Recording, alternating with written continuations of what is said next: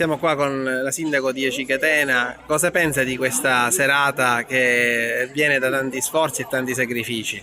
Guardi, innanzitutto la gioia è quella di condividerla con la consulta giovanile. Sono le risorse giovani della nostra comunità che insieme hanno istituzionalizzato questa consulta.